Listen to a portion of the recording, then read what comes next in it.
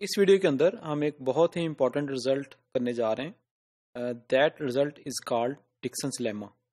ये Dickson's lemma जो है इसने आगे हिल्बर्ट बेसिस थ्योरम में भी यूज़ होना है, उसको भी हम इसके साथ प्रूव कर सकते हैं। इसकी एप्लीकेशन आपको गवर्नमेंट बेसिस के अंदर भी नज़र आएंगी।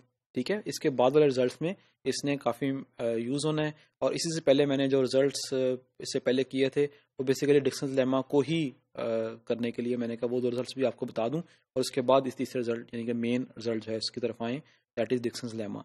ये क्यों इंपॉर्टेंट है? ये इसलिए इंपॉर्टेंट है कि ये हमें ये बताता है कि आप कोई भी मोनोमियल आइडियल ले लें, कोई भी मोनोमियल आइडियल ले लें, तो वो मोनोमियल आइडियल जो है उसका वो जनरेटिंग सेट जो हमने इससे पहले वीडियो में देखा था कि एम जो है वो जनरेटिंग सेट होगा, that generating set will be a finite. Finite का मतलब ये है कि that monomial ideal is always a finitely generated ideal, कि फाइनाइट मोनोमियल्स मिल जाएंगे जो कि उस आइडियल आई को जनरेट करेंगे। ठीक होगी बात। तो अब हम इसको जो है वो देखते हैं। सो टॉपिक्स के आपके डिक्सन्स लेमा, यानी कि आपने ये शो करना है कि each monomial ideal has a finite set of monomial generators. ठीक है, तो इसकी हम स्टेटमेंट देखते हैं। अच्छा, स्टेटमेंट को थोड़ा सा मजीद जनरलाइज कर दिया। मजीद जनरलाइज ऐसे कर दिया कि स्टेटमेंट के अंदर मैं आपको बताता हूँ कि इसकी स्टेटमेंट क्या है कि let M be a non empty set of monomials. अब हम मतलब आइडियल तो है ही है, यानी कि अभी इससे पहले जब हमने रिजल्ट किया था रिजल्ट ये बता रहा था कि अगर आई मोनोमियल आइडियल होगा तो एम आपके पास एक जनरेटिंग सेट बन जाएगा।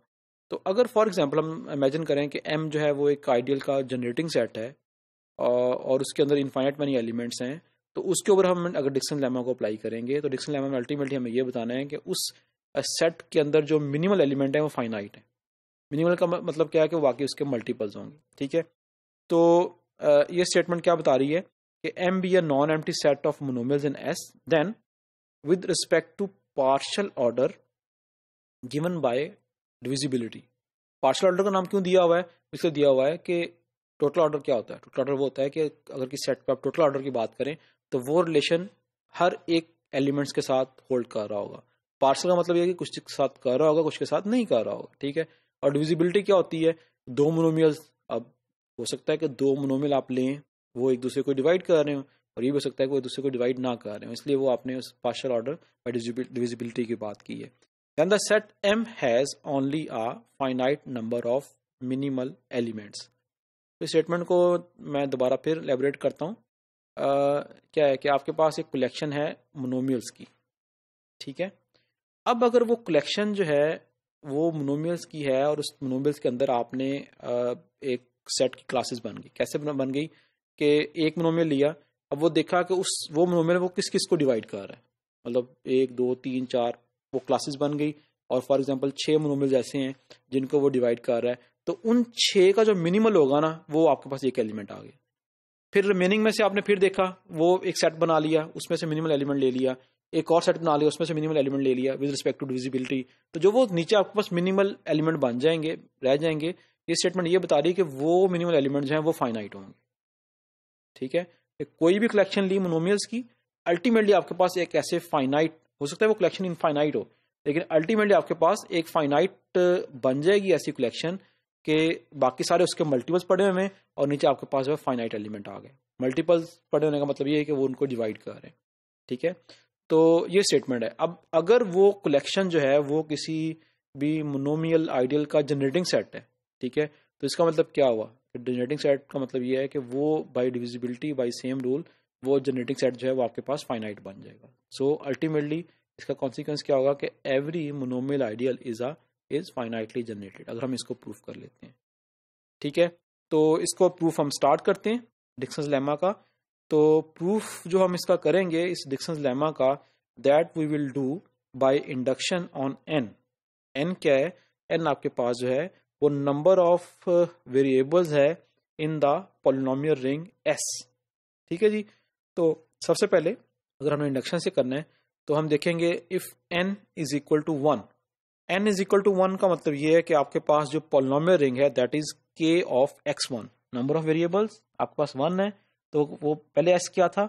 s आपके पास था k ऑफ x1 से लेकर xn तक, लेकिन इस केस में आपके पास s जो आएगा that is k of x1 only. So n is equal to 1, then m consist of certain powers of x1। यानी कि जो कलेक्शन ऑफ मोनोमियल्स के अंदर आपके पास जो एलिमेंट्स पड़े होंगे, अगर n 1 है तो वो सारे के सारे मोनोमियल्स हैं वो अल्टीमेटली पावर्स किसकी होंगे, x1 की, यानी कि x1 की पावर 5 कोई होगी, कोई और पावर्स डिफरेंट तरह की पावर्स इसकी x1 की आ जाएगी। लेकिन जब वो सारी की सारी x1 की पावर्स हैं तो उसका मिनिमल क्या होगा, मिनिमल में कितने एलिमेंट्स होंगे। जारी बात है आप जितनी मर्जी पावर्स ले लें x1 की, जो x1 की सबसे छोटी पावर होगी ना उस कलेक्शन में, वो उन सबको डिवाइड कर रही हो, क्योंकि है ही x1 और कोई है ही नहीं। तो एक तरह का जब आपके पास सिंगल पावर्स है वो फिर सेट जो है आपके पास वो सेट पार्शियल ऑर्डर नहीं रहेगा, बेसिकली टोटल ऑर्डर हो जाएगा। सारे एलिमेंट्स मतलब आपको एक कोई ना कोई एक दूसरे को डिवाइड कर रहा होगा इस इन दैट सेंस। तो the set of minimal elements m जो है that is of the form x1 की पावर a1, कि वो जो a1 की सारी पावर्स हैं उसमें से जो minimum power where a is the smallest number such that x1 a जो है वो उसको डिवाइड करेगा। तो इस सेट का जो मिनिमल एलिमेंट होगा उसके अंदर एक ही एलिमेंट होगा, क्योंकि ये एक एलिमेंट x1 की पावर a जो है फाइनाइट है। तो इसका मतलब ये हुआ कि हमारा जो फर्स्ट स्टेप है जो हमने ये बताना था कि n इज इक्वल टू 1 के लिए स्टेटमेंट ट्रू है। स्टेटमेंट क्या थी कि m के जो मिनिमम एलिमेंट है वो फाइनाइट है, तो वो जो फाइनाइट एलिमेंट है वो आपके पास एक ही एलिमेंट मिला है वो कि x1 की पावर a1 है। So it means that for n is equal to 1 our statement is true. ठीक है, अब जब n इज इक्वल टू 1 के लिए स्टेटमेंट ट्रू है तो उसके बाद क्या करेंगे, सपोज करेंगे, एक सपोज करेंगे। हम सपोज करते हैं कि that statement is true for n is equal to for n minus 1 के लिए, मतलब स्टेटमेंट ट्रू है किसके लिए, n माइनस 1 के लिए, और हम प्रूव करेंगे कि statement is true for n। That अगर ये हम डन कर लेंगे इट मींस तो हमने वो रिजल्ट जो है वो प्रूव कर दिया। अब हमारी सपोजिशन क्या है कि that statement is true for n minus 1। इस स्टेटमेंट का मतलब क्या है सपोजिशन का, इसका मतलब ये है कि आप कोई भी कलेक्शन ले लें किसमें से, पॉलिनोमियल रिंग में से। एक ऐसा पॉलिनोमियल रिंग जिसके अंदर वेरिएबल x1 से लेकर xn माइनस 1 तक है, xn माइनस 1 तक, यानी कि xn से एक पीछे कोई भी कलेक्शन ले लें मोनोमियल्स की किसमें से, x1 polynomial ring in the variable n minus 1 variable x1 से लेकर xn माइनस 1 तक। तो उस कलेक्शन के जो कलेक्शन होगी मोनोमियल्स की उसका जो मिनिमल सेट लेंगे तो फाइनाइट होगा। ये हमारी सपोजिशन है। हमने प्रूफ ये करना है कि ये statement is also true for xn, अगर xn भी इसमें ऐड कर देंगे तब भी वो स्टेटमेंट जो है वो ट्रू होगी। ठीक है, तो इसको देखते हैं। सो लेट अब हम इसको प्रूफ करने जा रहे हैं। So let n stylish n again set को डिनोट कर रहा है with set of monomials xa, ये x हमने बोल्ड किया हुआ है, तो ये मोनोमियल है x की power c from this polynomial ring x1 से लेकर xn माइनस 1 तक, सच दैट कि उस xc के साथ अगर हम कोई xn की पावर, कोई positive power some integer d greater than equal to multiply करें तो वो दोनों का प्रोडक्ट जो है वो m के अंदर कंटेन करेगा। ठीक है, इसको जरा अच्छे तरीके से देख लें कि n हमने वो कलेक्शन ली है किसमें से, पॉलिनोमियल रिंग x1 से लेकर xn माइनस 1 तक के अगर हम उसके साथ मल्टीप्लाई करें xn की कोई पावर, चाहे वो 0 है या 1 है या 2 है या सो ऑन, तो वो m के अंदर कंटेन करे। अब यहाँ पे m जो है वो m क्या है, वो m बेसिकली वही कलेक्शन है जिसको हम प्रूफ करने जा रहे हैं। अब ये कलेक्शन इस वक्त इस m की कलेक्शन जो है वो polynomial ring in n variables के अंदर है। ठीक है, अब m की कलेक्शन जो है वो polynomial ring in n variables का, जिसको हमने फाइनाइट प्रूफ करना है। ठीक है, अब by induction hypothesis this set n minimum, इसको हमने n मिनिमम का नाम दिया है by divisibility, minimum elements of n is finite. अब n जो है वो हमने एक एलिमेंट लिया था x1 से लेकर xn माइनस 1 तक सेट लिया था मोनोमियल्स का, और वो ऐसे मोनोमियल्स थे तो उसको xn की किसी पावर के साथ मल्टीप्लाई करें तो वो m के अंदर कंटेन करते। तो बाय आवर हाइपोथेसिस ये n जो है, ये आपके पास n मिनिमम जो है वो एक मिनिमल एलिमेंट्स होगा जो कि एक फाइनाइट होगा, n मिनिमम इज फाइनाइट। ठीक है, तो अगर ये फाइनाइट है, हम सपोज करते हैं कि दैट n मिनिमम जो फाइनाइट हमने नाम दिया है that is of the form x1 x की पावर c1, ये x की पावर c1 जो है ये एक मोनोमियल है, x की power c2 so on x की पावर cr। ठीक है, कि वो जो मिनिमम जो आपके पास मिनिमल एलिमेंट्स का सेट है उसको हमने नाम दे दिया कि वो x1 c1 से लेकर x की पावर cr तक है। ठीक होगी बात।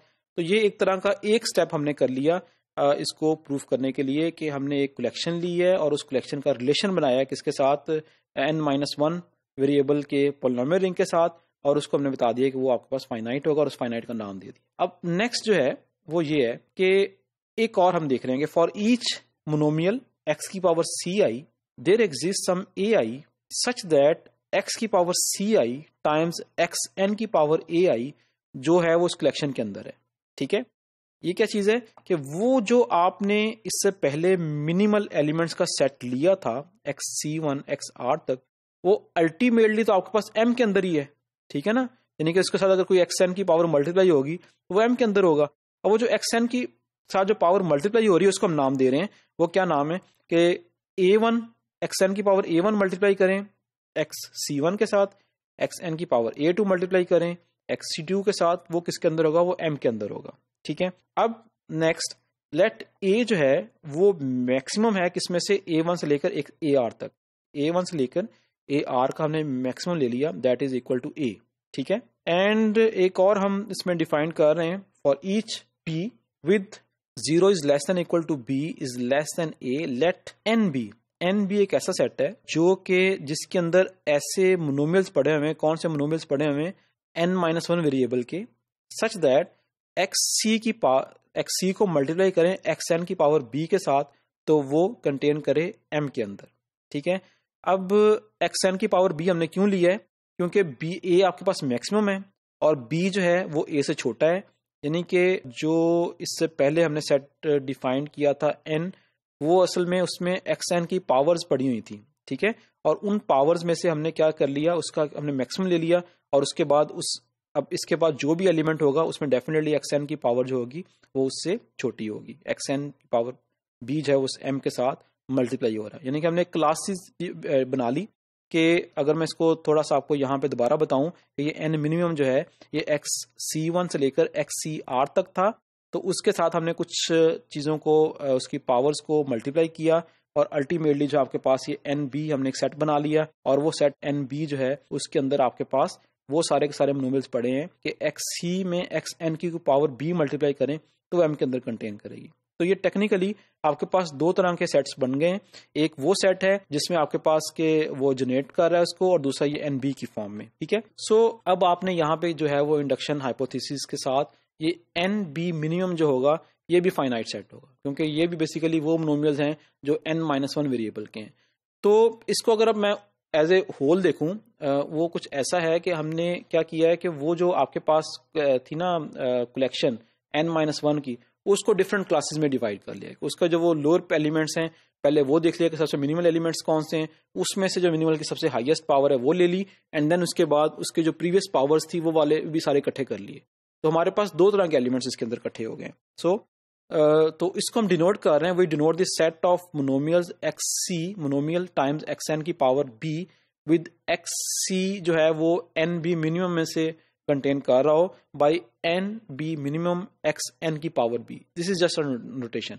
ठीक है, so nb minimum times xn की power b, and we claim that, इसके बाद हम क्लेम ये कर रहे हैं कि m मिनिमम जो है वो कंटेन कर रहा है किसके अंदर, x की पावर c1 xn की power a1 so on x की पावर cr टाइम्स xn की पावर ar।